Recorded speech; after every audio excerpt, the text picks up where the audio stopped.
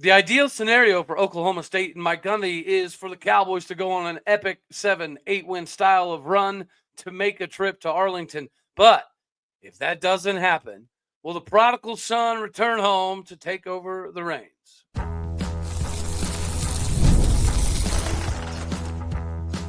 You are Locked On Oklahoma State, your daily podcast on the Oklahoma State Cowboys, part of the Locked On Podcast Network, your team every day.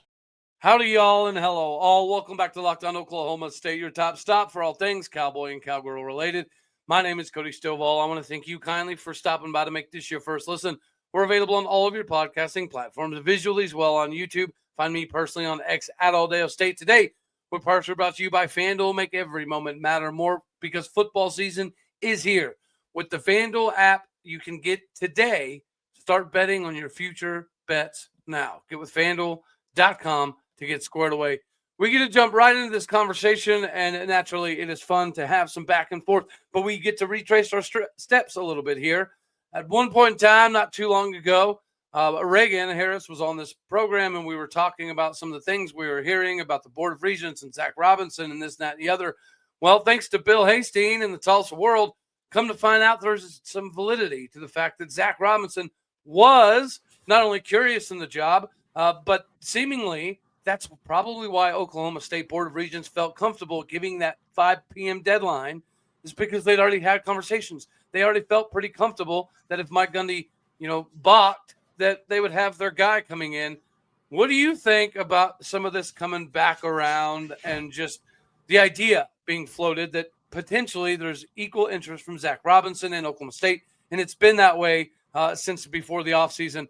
What do you think about all that, and do you think he is the one that returns home? Is the prodigal son coming back? Is it a done deal? What do you think, Ray? Well, I reported this back in December of 24. I was the first person to brought it out before ESPN made a big article without credit. So that was fun. But the best part about it was when I was talking to the sources about Zac Robinson, one of the things they made clear is the deal was done. They had the contract negotiated. They knew the amount that they wanted. I know that number. I can't disclose that, but I know what the number was around. And so all these people now are saying, oh, he wouldn't leave. We wouldn't have the money. We wouldn't offer him an NFL level contract. You don't understand how any of this works. You don't understand how the contract negotiation works and why Zac Robinson will want to come to Oklahoma State. The number one reason is if he's even a half decent coach, he can guarantee a job for at least 3 to 4 or 5 years, which is something you cannot do in any circumstance in the NFL. So the deal was done. It was negotiated. The Board of Regents was happy. They were ready to go. Obviously, everything kind of fell apart in that regard, which is my concern. Right, to have that ready, tell Zac Robinson, like, hey, even maybe coach in waiting, which was something that Gundy didn't want to do, which I'm sure we'll get into. Yeah, but, I think he may be a little offended potentially. Hopefully not. I obviously don't know what his personal feelings are or where that would go. But I can 100% tell you that they would go back to that table. But the thing about Zac Robinson is if I was in his position, I'd say, okay, now you got to offer me more. You got to give me more guarantee. You got to give me more money on a salary basis. And I also need to be able to put together my staff, which is the problem because I'm sure you're Oklahoma State, they just brought in a whole new round of staff. It's going to be really difficult to clear that out 2 years in a row, which I think is the issue we're running into and why I was so upset that Zac Robinson's coach and waiting type of situation didn't happen. But here we are. Yeah, it seemed very evident that Mike Gundy was not going to be cool with a head coach in waiting style of conversational piece during that Board of Regents meeting. Nonetheless, Zac Robinson's been my number one, a lot of people's number one, not only because the prodigal son returning home has a nice storyline to it, but because there seemed to be validity in the fact that he would be reciprocal in the interest level to return back to Oklahoma State. You mentioned some of the finances as well. He's only making like $600,000 a year. He's got like a $1.9 million 3-year contract with the Falcons. Last year, the Falcons had a pretty decent season, especially offensively, statistically. Kirk Cousins looked like he was having a revitalized career at some point in time. Then they have to turn it over to Michael Penix. Michael Penix looks pretty good to end the season. I know we're only 1 week in, but 1 week in, the Atlanta Falcons have the number 10 overall offense in the NFL. They have the number 4 ranked passing attack. They have the 4th ranked best receivers in the country as far as yards are taken into consideration. And they're like number 5 in the NFL in average plays per down. So Zac Robinson is a somewhat proven commodity at the NFL level. Is there going to be questions in regards to can he handle the entire operation of a college and things of that nature? Yeah, sure, maybe. But he is the dude that a lot of people want, and partially because he's going to connect some of those old school dots. Right? We've discussed previously about how having Des Bryant on the sidelines is a big deal. Having the heavy hitters in Oklahoma State country be a part of Oklahoma State moving forward is another reason why Zac Robinson would be a very valuable asset, but he's not the only one. Yeah, he's not the only one. Monken is going to be another natural name that gets brought up consistently because he was the OC the last time we won a Big 12 title. He does have a lot of connections. Him and Mike Gundy do go back quite some time. He's been very, very successful as an OC in the NFL. So getting him would be more difficult financially than Zac Robinson. Zach's making like $600,000 a year right now. Todd Monken's making like $3 million a year. I don't know structurally what the buyout clauses would look like in the NFL as opposed to, other colleges. But, he potentially gettable. He has lots of connections to Oklahoma State. My only concern with Todd would be I don't know that he'd want to come in after Gundy and be the guy that fixed his buddies' essential, kind of falling down out of the stars. What do you think about the prospect of Todd Monken coming back? Well, there's no way that he's not going to be reached out to, and just spoken to about it. I don't think it's going to happen. If I had to put money on the table, I'd say Todd Monken won't be the next head coach. And I think that's basic reasoning is one, he's Mike Gundy's friend, right? And he has a secure job in the NFL, maybe a top 5 offensive coordinator in the NFL, has no reason to really go anywhere. Ravens just scored 40 points on the Bills, they're fine. But I think generally speaking, the big thing too is he's also 59. So to make a career switch like that so late, have to get adapted to college, only really has 2-3 years with Southern Miss as a head coach at the college level. So I'm not sure that'd be something he'd be emphatic about to begin with. So I think there's a lot of factors that would keep Todd Monken out, but it's not one of those things that I'd put money on the table to say he wouldn't. So we knocked out the prodigal son and Zac Robinson. We knocked out the guy who led us to our last Big 12 title offensively in Todd Monken. The next up-and-comer for me, buddy, has to be G.J. Kinne. What he's done at Texas State is insanely impressive, and people tend to forget that he does have some ties being a Tulsa quarterback back in the day. And then, his coaching. He's coached at SMU and Arkansas, and he worked in the NFL with the Eagles, and he was with Hawaii, then UCF, then Incarnate Word, now Texas State. And obviously he has them in a position to now be in the Pac-12. The interesting thing about G.J. Kinne is, he had several suitors this previous season. Yeah. And he decided to turn all those down to stay with Texas State. Yes, they're going to pay him, was it like $2.6 million or something to that effect a year? So they did give him a substantial raise, which is a ton of money for Texas State. Congratulations. But the common consensus was, well, GJ turned down some of these other offers because he's waiting on a Baylor or a TCU or a Houston or an Oklahoma State style of job to pop up. He wants to be strategic in his next destination, and part of it is regionality. He has a very good relationship in that particular area of Texas when it comes to recruiting, so he kind of wants to stay close to his hotbed. Oklahoma State would provide that, but his buyout did go from like $3 million to $5 million to something like $10 million. So that $10 million buyout that G.J. Kinne has right now may be the most difficult hurdle to climb whenever you're considering a $15 million buyout for Gundy. If you have to go pay another $10 million buyout to get G.J. Kinne, that's before you negotiate his salary and all his staff. Financially, I think G.J. Kinne would be the best name to go after, but I don't know that it makes the most amount of sense when you have somebody like Zac Robinson, who financially would not cost $25 million to bring on board. Yeah, but then you're also buying experience. That's something to consider. You're buying experience at the college level and successful college level with a team that doesn't have a giant budget, which is kind of what he'd be walking into initially. Hopefully it'd be some enthusiasm. And one of the problems you mentioned, that like a $10 million buyout is huge for us, especially next year. Revenue shares coming in, and I'm going to be making an article on this soon. But Oklahoma State is not in a good place for that right now because we have zero endowments to our athletic program. I know that sounds insane. Zero endowments. So What that means is we're currently operating about anywhere $1 to $3, maybe $5 million in the surplus for our athletic department. With the revenue sharing, we then go to about $17 million in the deficit. Adding on a $10 million head coach buyout plus Gundy's buyout, whatever that's going to be if he doesn't retire, which I have a feeling he won't.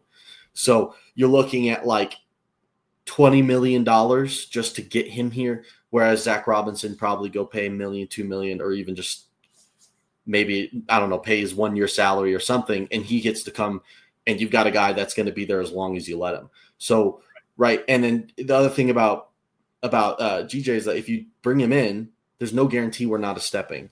There's no guarantee we're not a stepping. So if he comes in the first year's thunder and lightning, and we go to the Big 12 championship and we've only signed him to a $3 million deal, well, who knows who's going to need a head coach position. There's tons of big teams right now that are going to be looking for new coaches next year, like in Alabama, God forbid, who we would never – Florida.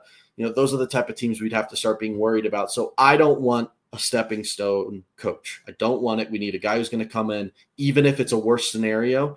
I'm comfortable with having a consistency guy rather than have to go get a new head coach every 3 years. That's definitely an interesting angle to kind of throw on here. So we have a couple coaches that we need to mention because they're going to be talked about ad nauseum. But before we do that, and then we get to talk about some of this retrieval from anguish that is now the bye week. We got to have the energy to power through this bye week as well as the remainder of the season, regardless of what it looks like.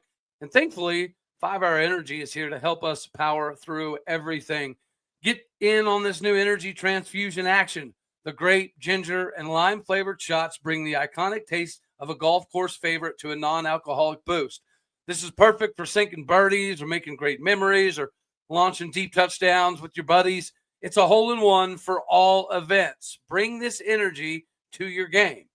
You need to get squared away today with the best in the biz. That is 5 Hour Energy. You all know that you need a little extra push to get through your day sometimes. 5 Hours is going to give you that.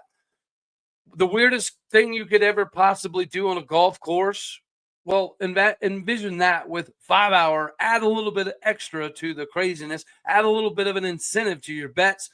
Make it as ridiculous as physically possible because 5 Hours is going to help you charge on through it. We know golf is about the good times, good people, and good flavors. The great ginger lime flavored of 5 Hour Energy Transfusion gives you the best parts of your clubhouse go-to without leaving your course or chasing down a bev cart. Now you can amp up your future games with this 5 Hour Energy. From the tee all the way to the green, visit 5hewin.com for rules and entry. No purchase is necessary. This excludes the Masters Tournament, but get in on this action today with the 5hewin.com for all of your rules to get in on the golfing action that exists, of course, with 5 Hour Energy.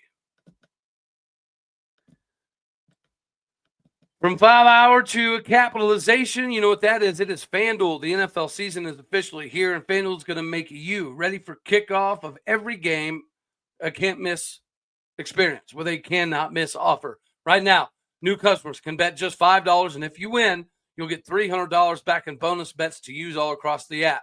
It makes every game more exciting, whether you're just watching your favorite team or you're keeping an eye on your fantasy lineup. This is the quick, easy, and best way to add a little bit more energy to your betting weekend. So, if you're ready to play, download the FanDuel app now by visiting FanDuel.com to get started. That is FanDuel.com to place your first $5 bet. Have an opportunity to be a winner and get that $300 back in bonus bets with FanDuel. All right, so before we get to a little bit of this buy action, which actually is ironically coming at a decent time now, I did want to mention a couple more coaches that are going to be brought up quite often. I think Jon Sumrall is somebody that seemingly is getting talked about a significant amount. Currently at Tulane, he's done some pretty amazing things at Tulane, kind of made a name for himself at his previous stop where he was the two-time Sun Belt Coach of the Year at Troy. This is a Kentucky linebacker that has a little bit of experience in the SEC at both Kentucky and Ole Miss before taking over at Troy And now, obviously, as a head coach, he's already 34-9 and 1-1 in bowls after running Troy and Tulane. So he's pretty young into his ascension, but he's a name that's going to be talked about a decent amount out there in Cowboy country. Another one of those that there's not going to be a lot to contend with when it pertains to buyouts and things like that. Tulane's not going to make it easy, right? But from what I gathered, his buyout used to be 2.7, got an extension, so maybe it's up to like the $6 million range. Still not quite in the same ballpark as the $10 million for somebody like a G.J. Kinne. And then another name that's going to be pretty popular is going to be Jason Beck. Jason Beck currently is the offense coordinator at Utah. He used to be a BYU Coug, where he played quarterback at BYU from 04 to 06.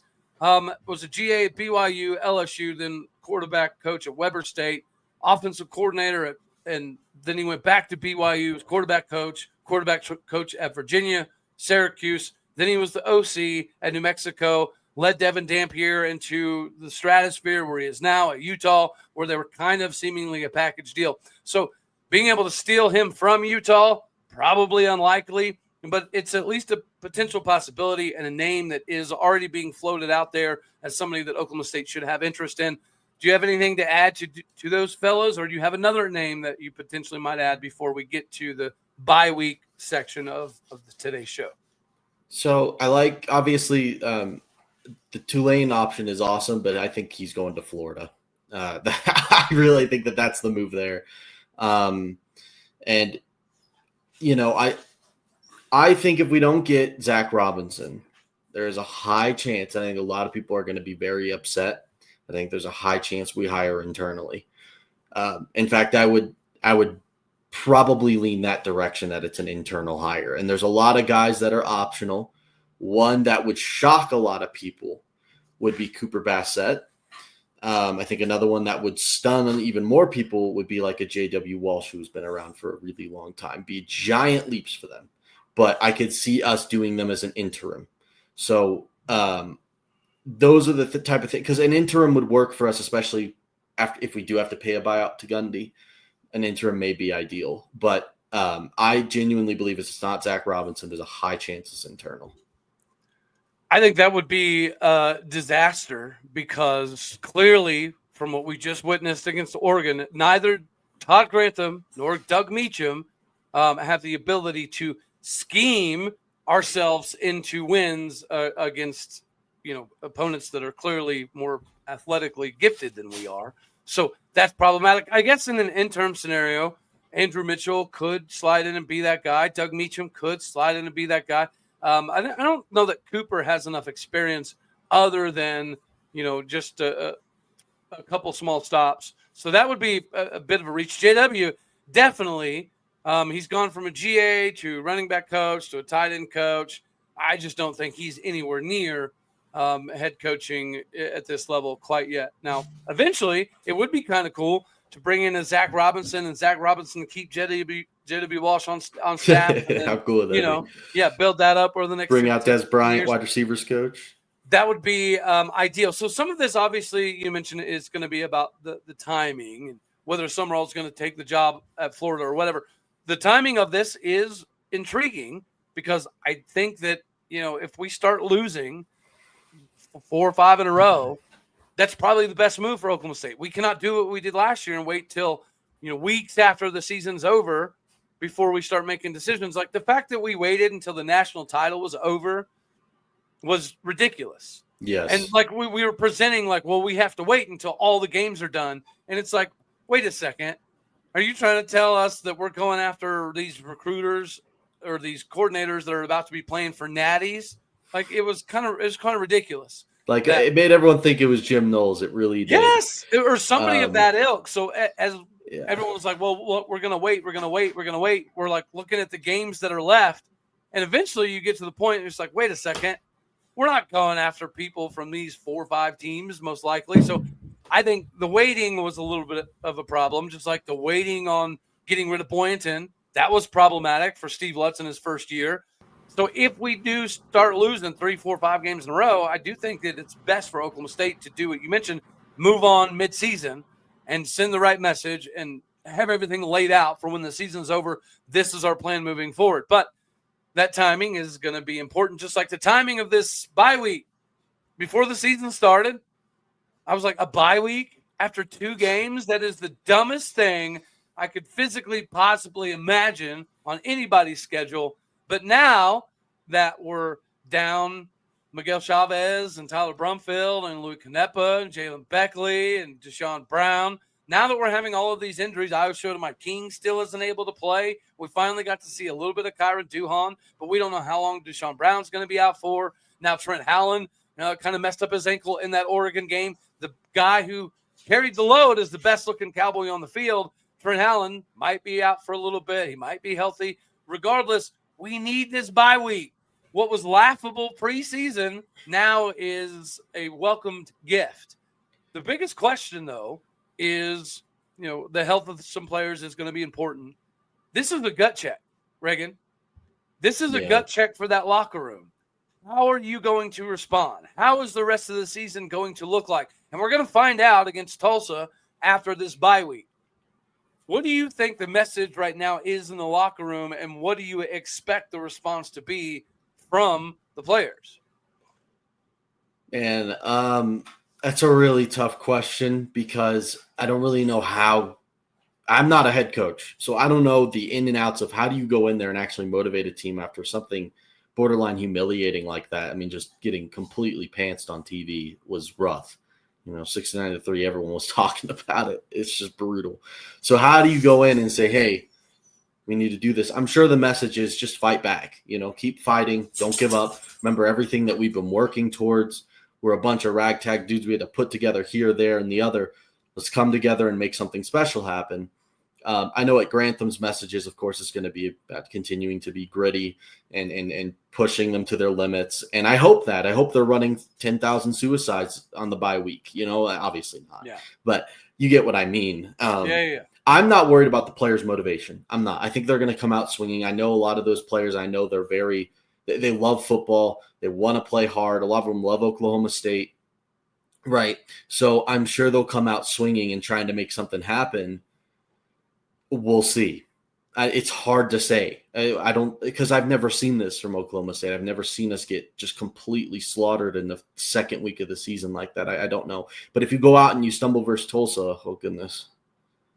Well, and I think you kind of segued right into what I was going to get to is we have to send a message against Tulsa, who takes on Navy this weekend. And as we just witnessed, Army versus K-State, and I said this repeatedly on the show, K-State's going to have their hands full only because you only have like 2 days in practice to install what you're, going to be planning against. And when you have 2 days to work on triple option, it's super difficult because you're now asking your scout team to do everything that Army and Navy and Air Force can do. And it's really almost impossible because what they do on a daily basis, it's not something that you can replicate in a 2 to 3 day time frame. So Navy should beat Tulsa, which means Tulsa is going to come to this Oklahoma State game with a 1-2 record, putting more of a spotlight on how the response is. We need to go send a message, right? You mentioned that there was a ton of excitement, and I bought into all of it, buddy. Not only did I buy into it, but I was regurgitating the excitement on this show as much as I could because the defense and Todd Grantham and being aggressive, and we're sending different blitzes from different angles, and it's going to be very complex, and it's going to be a more aggressive defense than we've ever seen before. And that is not what happened in the Oregon game. We were not aggressive. We were not decisive. We didn't have good coverages. We schematically put ourselves out of position more often than not. And having some of the relationship with some of the players, like I now know that some of that was by design. Most of that was by design. So afterwards, the players are being told on a Sunday, like, hey, actually, these 5 guys were in the right spot because this was the play called. Right? Yeah. So that's great. Yeah. They were in the right spot. They filled the right hole. They were in the right gap according to the play call. But all Oregon was doing was finding where the problem areas may lie, and they were just countering.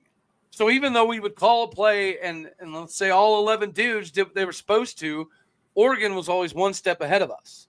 And that's the problem area for me is Todd Grantham didn't have the ability to move the chess pieces around in game to cover up any of the deficiencies. So I think we need to fix that, right? We need to see Todd Grantham. If you're not going to be able to play 3D chess with Oregon, at least give us that physicality that we've been hearing about all fall. Yeah. Well, it was tough to do anything up front when you're just within 2 seconds as a receiver 30 yards downfield wide open, because that's pretty much what was happening. And when Oregon would run the ball, it was because we had to back all the way off because they were torching us for 20 yards a pass. So you can't – I didn't necessarily look at that game and say, okay, the defensive line is not what we thought it was. The linebackers weren't what we thought it was. They were constantly in mismatches. They were constantly in the wrong place at the wrong time. And we had to try and convert to what Oregon was doing, which was just bombing it every play. It was ridiculous. I really couldn't believe what I was seeing. And then not just that, but also you were never going to beat Oregon by being the more physical team. That was never how Oklahoma State was going to compete in that ball game, even if this is the best defensive, most physical line we've ever had. So I think that it was all about schematics in the secondary, trying to confuse the quarterback, trying to cause problems in the run game, etc. And we didn't do any of that. And we weren't prepared. And it was like, man, did they just like take a nap after UT Martin? Like what's going on? It was really shocking. I mean, schematics obviously is a big deal. I tend to disagree a little bit, though. I thought that was the only way we were going to be able to overcome their talent is by sending the message that we're from Oklahoma. We are going to be much more physical than you are. We're going to be more ready to get in a fist fight in a phone booth than you are. But that's not what happened. We didn't do that at all, unfortunately. But we have some more to get to, but before we do that, I do have to remind the fine folks out here that there's always things in life that can help you get prepared. Game Time is what can help you get prepared for all of your seasons. And remember, this isn't just sports. You can get tickets to movie, comedy, theater events, and sports. The excitement needs to continue to build for college football with the tailgates and the rivalries and the energy in the stands. There's nothing in life like it. But sometimes getting tickets can be far more difficult than the performance your defense puts up on the field, whether it be endless waiting, hidden fees, or prices jumping at checkout. Get rid of that craziness and get with Game Time, the app that gives you the advantage back to the fans. It is the easiest way to score last-minute tickets at the best prices with no surprise fees. What you see is what you're going to pay. You're going to love the zone deals where you pick the section, and Game Time picks the seats, and you save big. The app is made super simplistic. Even you can see the exact view from the seat before you buy, so there's no ridiculousness of getting put in the wrong spot. So take the guesswork out of you buying college football tickets with Game Time. Download the Game Time app, create an account, and use the code LOCKEDONCollege, all one word, for $20 off your first purchase. Terms apply, but again, create that account, redeem that code, LOCKEDONCOLLEGE for $20 off. All you have to do is swipe, tap, ticket, go. Download Game Time tickets today so you stay in the game. All right, buddy. Before we do skedaddle, I didn't mean to cut you off there. You were you about to say something right before I went to add? My bad. Yeah, all I was going to say is just when it comes to Oregon, they might have the best offensive line in the country. So I just didn't necessarily see us ever. And especially after the whole NIL thing, I knew their team was going to come out motivated. Yeah, but dude, if you have any NFL player, if Jaleel Johnson is going to be in the NFL, if Wendell Gregory is going to be in the NFL, those are the kind of games that they typically show up in. Right? So even some of the games that Oklahoma State was clearly overmatched, like some of those Texas matchups. Yeah, we were overmatched, but Jason Taylor II clearly, belonged. He could have started for Texas, and that's kind of how I viewed some of this Oregon game. I had segment one pre-prepared over the weekend, and segment one was going to be this many players could start for Oregon. And I had anticipated guys like Jaleel Johnson and Wendell Gregory were going to be some of those dudes, and that didn't happen. And that's my only frustration is even when your team's outmatched, typically there's a few players that rise up and put themselves on, an NFL style of game film. And we just didn't get that. I mean, we got a little bit of it from Trent Howland, but other than that, Brian McCoy had a couple nice plays, but it was extremely underwhelming. So speaking of being underwhelming, though, I think all of us would prefer, again, that Mike Gundy go on an epic run and we win 7-8 games in a row and he rises from the ashes and takes us back to Arlington. And that would be the most trending story in all of college football if that were to happen after a 69-3 absolute tail whooping. But do you think that ship's already sailed? Do you think that because of the incompetence, because of the massive degree of separation between Oklahoma State and Oregon, that's almost an unforgivable loss? And if Mike Gundy doesn't win 8-9 in a row and take us to Arlington, that this is kind of already a done deal? Yes, I think so. In fact, I think ideally you're looking at like an 8-win season and you can go out proud. You come out and you lose to Baylor, to Tech, to Iowa State, whatever. I don't remember if we play Iowa State. I think we do. Yeah, we do. So then, okay, you won every game you should have, lost every game you weren't expected to win, and you went out 8-4. Build the statue, goodbye.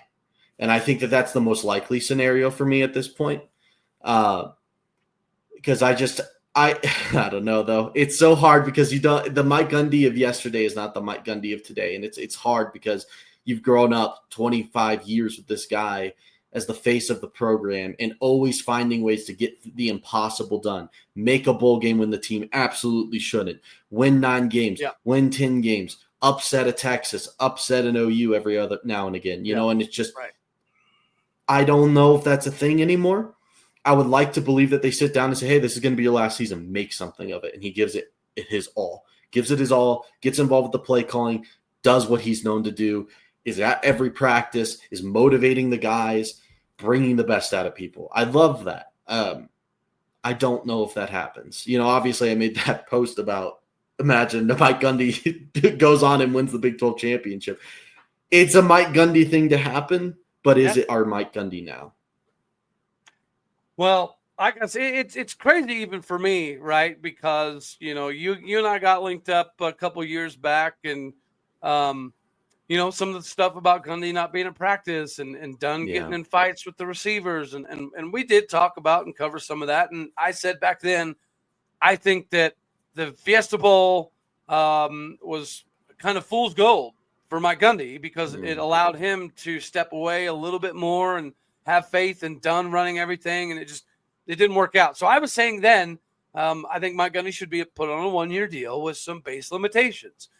And naturally, I was ridiculed because at the time probably wasn't super popular, but it did seem like that Mike Gundy was kind of losing some of the feel on the game, losing his fastball is, the terminology I'd used. But I even wanted a 1-year deal. I just wanted the 5-year yearly thing cut out of the equation because I felt like he got too comfortable and that caused some of the complacency and laziness inside the staff in general. But I thought he embraced the new staff changes. He brought in SEC coaches. We brought in a bunch of SEC Big Ten transfer players. So I really assumed that this year was going to be different. But where I even have to jump in and agree that was probably the end of an era, it's because never, ever, ever in Mike Gundy's career was it so blatantly obvious that we're not even in the same hemisphere. Mm-hmm. Like even his first year in 2005, where he had to kick like 26 players off the team because Les Miles was letting some players sneak out at night and do some things that Mike Gundy wasn't down with. So Mike Gundy comes in, kicks 20 some odd players off the team, including like 8 starters. So we knew we were going to not be very good. He still never got beat like this. No. Right. No. So that team that booted off over half of your starters, they were more competitive. They got beat a decent amount all season. We got beat a lot. I remember. It was never so blatantly obvious that like we don't even have a chance. Yeah. That's what that Oregon game was. It was not very long before we realized we don't have any players that can run with these dudes. Yeah. None. Zero. And that's a first. Yeah. That we never thought that would happen under a Mike Gundy tenure. And that's why it's felt like, and again, I talked about yesterday, I wasn't mad. Like, there's been instances where I wanted to break stuff and throw stuff and destroy things and yell out 73,000 curse words. During the Oregon game, that wasn't happening. I was seriously just sitting there like, wow, 20 years.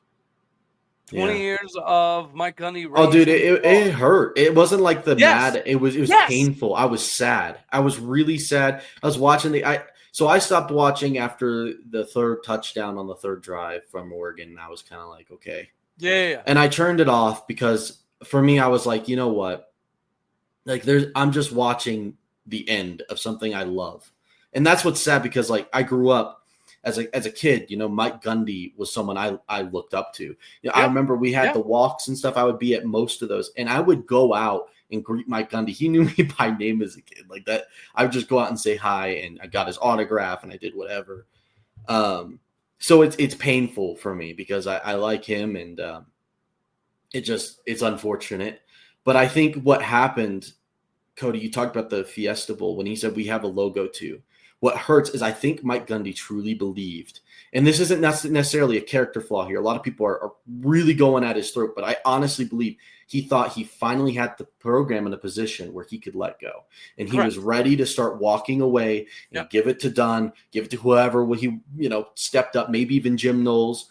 But he just realized it just didn't work out. Fell apart in 22 and 23 and so, it's like, what are you going to do? I think he thought he finally was able to walk away. Now he can't, and he's trying to reset and make everything he can of it. But I don't think the fairy tale ending is going to be a thing where he gets to bring in a protege, train them up, and hand over the keys. I just don't see it being a thing now. It's too late. And he chose the wrong guy. He chose Dunn when he should have chose Knowles or someone or anyone else. Dunn was the wrong guy. Interesting way to close it, bringing up Jim Knowles. And you know what? That should be somebody that we definitely try to go heavily after. It will be interesting, though, because I do know that part of Knowles' issue with Stillwater was that he couldn't get his wife to move to Oklahoma. Now, I don't remember if it was she just flat out refused thing or if they had some limitations. I just remember that part of his exit was that he wanted to have his wife move with him, and she was going to be able to move with him up to Ohio for that job. So I don't know if it was she just hated Oklahoma and didn't want to move to the state, or if they had extenuating circumstances that resulted in her not being able to. So that'll be interesting, because if it was simply they just had constraints where she couldn't move, then I would very much think that we would go after Jim Knowles. But if his wife hated the state of Oklahoma and refused to move, that obviously changes that conversation. Yeah, no doubt. No doubt. I mean, at the end of the day, dude, I think we'll beat Tulsa, and I actually do think we'll beat Arizona. I know that might be a hot take. I think we're going to find out if this team is capable of forgiving itself, as you say, against Baylor. Because if we get slaughtered against Baylor, wrap it up, it's done. It's done. I'm talking like a 42-7 type of game. End it. Bring in an interim if you have to. Like I don't want to watch it. I'd rather Gundy just resign, say goodbye, and give the interim to someone, see if they can figure it out for 8 months. That's what I would prefer. But we'll see what happens, honestly. Jim Knowles would be great. That'd be pretty fun. But I doubt it. maybe that should be an idea out there for the sorority and fraternity houses. With homecoming on the rise, maybe homecoming should just be a massive memoriam. Oh, that'd be pretty cool. Right? I mean, kind of. It would be an extra fitting way for Mike Gundy, because he does deserve to go out as a legend. 100%. It sucks to see that he's likely going out this way, but it's not working, right? There's something in today's college football landscape that is not applicable from 3 years ago. Yeah. And sometime in this last 3 years, Mike Gundy has gotten so far behind the 8 ball that it does visibly look like we are playing too much catch up for him to be able to go out the way that he deserves to go out. But no doubt, hopefully we turn this ship around. But until then I reckon that's all we're going to have for this one. Reagan, let the fine folks know how they can track you down and stay abreast of the situations with your articles. Everyone knows you can. I think that you can find me on OSU Mart, OK State Mart. Be posting something soon about why Oklahoma State's NIL situation is in a weird spot. So kind of look out for that. We'll be talking about breaking down Oklahoma State's budget and what we look like if we do have to fire Mike Gundy. That'll be a really important thing if you want to stay informed. So. Well, that will be an interesting read because I will tell you, I'm intrigued because Mike Gundy is saying that we spent $7 million. If that is true, that's a disaster. And that is yet another sign as to why Mike Gundy is probably ending an era. If Mike Gundy or anybody at Oklahoma State thought that a $7 million roster was going to do it, that's like we might as well just go join the American. If we think that to interject really quick, didn't So- Mike Gundy say in a press conference this is the first year we've gone out and bought a team, and he's telling us that we spent $7 million over 2-3 years? Thank you. And that's first of all, that's not an accurate number. I don't know why he said that. I know the actual number, and that's not true. Because don't know why he said that. I know a handful of guys and what they're making, right? I don't know the whole team, but I feel pretty confident that I can take the handful that I do know and just process of elimination. Like, okay, if you're getting this amount and you had a draft grade coming out of transfer or you were a 5-star coming out of Tennessee, if I know you're making X amount, then it should be pretty easy to tie that to some of the other players that come from lesser or bigger places, right? So by that metric, I had come up with close to 13 mil. And then Mike Gundy comes out and says, we spent $7 million. And I'm like, well, I guess I suck at math. and then secondarily, I was like, wait a second. Why is he saying that? Why does anybody in the country think that you could spend $7 million and be competitive for a conference championship? There's Dude, no you could way. barely spend that before NIL to put together a roster, counting all the facilities and the scholarships and all that type of stuff. If you think $7 million is enough to build an NIL roster, I don't even know why. This is a classic Gundy thing, but it also could be that he just doesn't know, which would be even worse. That's what I'm concerned about, is that he just doesn't even realize how much we're spending, which is very possible. Yeah, because that $7 million, I was like, that's quite a bit short. Of what I gathered. So. Although most head coaches really aren't involved in the direct NIL negotiations anyway, so it wouldn't be abnormal for Gundy to not know. By the way, it's not like but you think he would because him and Kenyatta are so flipping tight. Like you would assume. That sure, but that could be something when Gundy's just like, "Don't tell me, I don't want to know." Maybe that's and Kenyatta like 4 months ago was like, "Yeah, we spent about $7 million," and then Gundy took that and ran with it. You know, like it's one of those things. So Very possible. All right, buddy. Well, I'm glad that we could circle back around to this Zac Robinson conversation because, again, like we were on here talking, I think Trent was even on here with us, and we were discussing about, people saying that the Zac Robinson's a fairy tale, and we were hearing it's not a fairy tale, that it's a realistic tale. Mm-hmm. And then, I was trying to convey to people, like, they would not have given Mike Gundy a 5 p.m. hard deadline if they didn't already have a plan in place. And that's why I say all season that there's going to be some animosity with the Board of Regents towards Mike Gundy, because if that is true, then as of 5 p.m., the day that Mike Gundy turned down the contract, they were hooting and hollering about, okay, now we get to transition. Now let's call whomever and tell them that we're about to put the ball in motion. And then 2.5 hours later, Gundy has a new contract, right? So I felt the whole time that it was very obvious that the Board of Regents wouldn't give a deadline if they didn't already have somebody that was willing to take the job as of 5:30 p.m. that day. Correct. And all signs seem to point towards, again, that dude the whole time was Zac Robinson. And then ESPN is making an article saying he was our number one option, guys. He was our number one option. I don't know what else to tell you. ESPN wouldn't put out a fake story from some garbage source that came from directly from the Board of Regents. If you don't believe me, I don't know what else to tell you. You guys can sit here and say we're Twitter guys or whatever. It is a fact that Zac Robinson was the number one option last year at the 5 p.m. deadline. Period. That's it. That's That's it. why it's good having you on. You Yep. are a realistic journalist. I'm just a Thanks. dude who's helped some dudes get to OSU. That's it. That's it. And I yell into a microphone, and they pay me money for it. So I appreciate them. Hey man, you're the GOAT. It's all good. You're great. All right, buddy. Well, hey, I appreciate you jumping on, and we'll have to revisit this once we kind of get the direction. Basically, after Baylor is probably when we'll know the direction of this particular ball club. Yeah, unfortunately, I got to eat a plain bowl of Raisin Bran per my promise, so I'm going to enjoy doing that. Make sure you take out everything and enjoy the fiber. No, have a good day, man. It's better than that dude who has cursed OSU. Cheese fries, yep, the cheese fries. Yeah, with the cheese fries.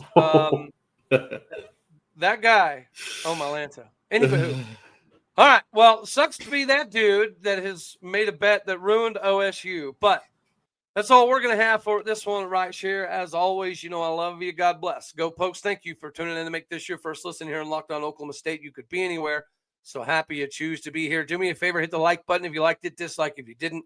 That's okay, too. More importantly, share, comment, and subscribe. My podcast. Some people out there, you're everything that makes this worth. Without you, this would be worth less. So I appreciate everything that you do. Go do what you do.